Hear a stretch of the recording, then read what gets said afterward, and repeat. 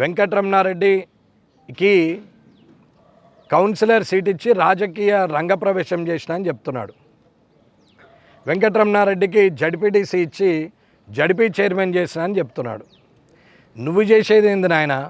నువ్వేం చేసేది ఉంది? నువ్వేవడివి అసలు ఇవి చేయనికి? రాష్ట్రంలో కాంగ్రెస్ పార్టీ అధికారంలో ఉన్నప్పుడు రాష్ట్రంలో ముఖ్యమంత్రిగా ఉన్న రాజశేఖర రెడ్డి గారు అప్పుడు కౌన్సిలర్ ఇస్తే నీవే ఓటమి చెందించినావు. నీవే ఆపోజిషన్లో ఉన్నటువంటి బీజేపీ కౌన్సిలరు ఇప్పుడు ప్రస్తుతం నీ కాంగ్రెస్లో చేరిన కృష్ణమోహన్కు సపోర్ట్ చేసి నన్ను ఓటమికి గురి చేసినటువంటి వ్యక్తివి నీవు. 2006లో మళ్ళీ రాజశేఖర రెడ్డి గారు జడ్పీటీసీ తాడవాయికి ఇస్తే అక్కడ సొంత బలంతో గెలిచినటువంటి వ్యక్తిని నేను. కాంగ్రెస్కు 2 కాన్స్టిట్యున్సీల్లో 10 జడ్పీటీసీలు ఉంటే 2 వచ్చినాయి. ఒకటి మాచారెడ్డి, అది కూడా అందరినీ కొనుక్కొని యునానిమస్ చేసుకున్నారు అక్కడ వ్యక్తులు. ఇకపోతే నేను ఒక్కడిని తాడవాయి మండలం నుంచి గెలిచిన, మిగతా అన్నీ కూడా టీఆర్ఎస్ టీడీపీ గెలిచింది. అలాంటి పరిస్థితిలో జిల్లా పరిషత్ చైర్మన్గా చేయాల్సిన అవసరం వచ్చినప్పుడు రాజశేఖర రెడ్డి గారు 2008లో టీఆర్ఎస్ అలయన్స్ ఉంటే దాన్ని విడగొట్టి మీరు నో కాన్ఫిడెన్స్ నేను చేస్తా, 23 సంవత్సరాల తర్వాత జిల్లా పరిషత్లో జెండా ఎగరేస్తా అని నేను చెప్పడం జరిగింది. చెప్తే రాజశేఖర రెడ్డి గారు భుజం తట్టి వెన్ను తట్టి ముందుకెళ్ళమని చెప్పారు. ఆయనను నేను రాజకీయ గురువని చెప్పిన ఎన్నోసార్లు, ఇప్పుడు కూడా చెప్తున్నాం. నీవు గురువెక్కడిది? నీవు నా ఇంటి ముందట మా నాన్న దగ్గరికి వచ్చి నిలబడ్డోడివి.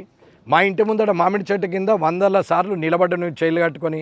మా నాన్న 68లో కానీ 78లో కానీ పోటీ చేసినప్పుడు నువ్వు గోడల మీద రాతలు రాసినోడివి. నిన్ను బట్టుపోచయ్య గారు ఆయన తీసుకొచ్చి రాజకీయ ఆరంగేట్రం చేసిండు. నీకే దిక్కులేదు, నువ్వు నన్ను చేయడం. మా తండ్రి 25 సంవత్సరాల సమితి ప్రెసిడెంటు, నాకు నువ్వు రాజకీయ భిక్ష పెట్టుడు అనేది ఎవడన్నా నమ్ముతాడా? అసలు నీకేమన్నా అర్థం ఉందా? నువ్వు ఎక్కడి నుండి వచ్చినావు? నీ బతికేంది? మాచారెడ్డిలో ఉన్న మాచారెడ్డి ప్రజలకు తెలియదా? ఆఖరికి నువ్వు ఇప్పుడు కట్టినటువంటి ఇల్లు ఏదైతే 5 అంతస్తులు ఉందో దానికి కూడా మున్సిపల్ పర్మిషన్ లేదు. కనీసం 5 అంతస్తులున్న ఆ బిల్డింగ్ చుట్టూరా ఫైర్ ఇంజన్ తిరగాల, సెట్ బ్యాక్స్ లేవు. నీ సంగతి ఎవరికి తెలియదు? సరే, నీ గురించి మాట్లాడితే ఇంకా 2 ఏళ్ళు మాట్లాడినా సమయం సరిపోదు. సరే, వ్యక్తిగా నీకు 2 సంవత్సరాలుగా వయసులో పెద్దోడిగా నేను గౌరవం ఇస్తూ వచ్చిన పోన్లే అని. కానీ నీవెంత దూరం ఎగబాకినావు అంటే రాజకీయ స్వార్థం, అధికారం కోసం ఈ నియోజకవర్గం నా సొంతం, మాకు మా జాగిర్ రాసి ఇచ్చిండు, నేను ఒక రజాకర్ని అన్నట్టు నీవు డ్రామాలు చేస్తూ వచ్చినావు.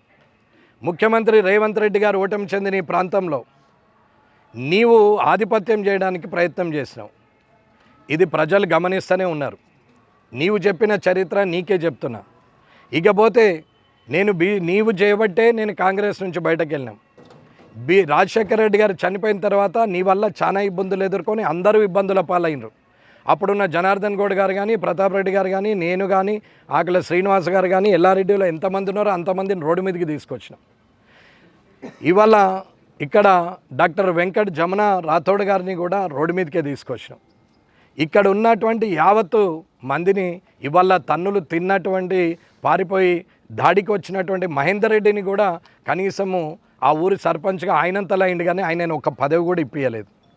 నువ్వు ఎవరిని కామారెడ్డి కాన్స్టిట్యున్సీని దాటి నిన్ను కాదని రాష్ట్రానికి ఎవరిని పోనివ్వలేవు. ఇటీవల పోయింది ఒక చంద్రశేఖర్ రెడ్డి మాత్రమే నిన్ను కాదని పోయింది.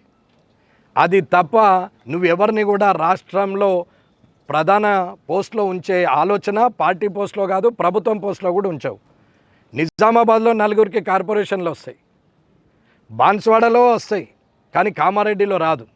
30 ఏళ్ళు నీ వెనకాలే తిరిగినా ఇంకా కామారెడ్డిలో కౌన్సిలర్ స్థాయో ఆ కింది స్థాయి ఉండాల్సిందే తప్ప పైకి ఎదగనియో. ఇలాంటి పరిస్థితుల్లో మళ్ళీ తగదునమ్మా అని చెప్పి మళ్ళీ వచ్చినావు. ఇవాళ నీకు మర్యాదగా గౌరవంగా మర్యాదగా చెప్పి చూసి కాని పక్షంలో నేను మాట్లాడాల్సి వచ్చింది. అసెంబ్లీలో ఉందాగా ఉండాలి. వరల్డ్ క్లాస్ హైదరాబాద్లో 3rd క్లాస్ పాలిటిక్స్ ఉండకూడదు, మంచిగా ఉండాలి అని చెప్పడం జరిగింది. అలాంటి మనిషిని ఇవాళ నేను చిన్న లాస్ట్ అండ్ లీస్ట్ బూత్నే మాట్లాడే పరిస్థితికి, వాడు వీడనే పరిస్థితికి తీసుకొచ్చింది నీవు కాదా?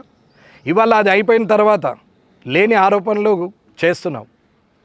సరే ఆరోరా కాలేజీలో అయినా, శిశు మందిర్లో అయినా, కామారెడ్డి కాలేజీ భూముల్లో అయినా ఎవరు ఏం చేశారనేది ఇంతకుముందు రంజిత్ మోహన్ గారు చెప్పారు. ఆయన అప్పటి నుంచి వెంటున్నటువంటి వ్యక్తి, స్వయంగా ఆయన సంతకాలతోని ఆయన చూసినటువంటి వ్యక్తి. ఇవాళ ఎవరు ఎవరికి చేశారు, 142 ఎకరాలు ఎవరెవరికి చేశారు అనేది డీటెయిల్ చెప్పారు ఆయన. మిగతా భూమిని కూడా కలెక్టర్ సత్యనారాయణ ఉన్నప్పుడు రామచంద్రారెడ్డి గారు పవర్ ఆఫ్ అటార్నీ తీసుకొని ఆయన చేసినటువంటి ఇది భూములు. ఈ శిశు మందిర్కి కూడా లీజ్ అగ్రిమెంట్ ఇచ్చిరు, దాని అమౌంట్ కూడా కాలేజీలో పడుతున్నది, అది అమ్మలేదు. నీకేది దోస్తే అది చిన్నపిల్లలకు చెప్పి తిట్టండి, నోటికి వచ్చినట్టు మాట్లాడురి, వాని దో తిప్పుతాం, వాయిని పైన తిప్పుతాం, మీరు ఏమో చేస్తాం, పలుగొడతాం అంటే ఇవాళ అర్థమైంది కదా అన్న, ఓంది పలుగుతుంది అనేది.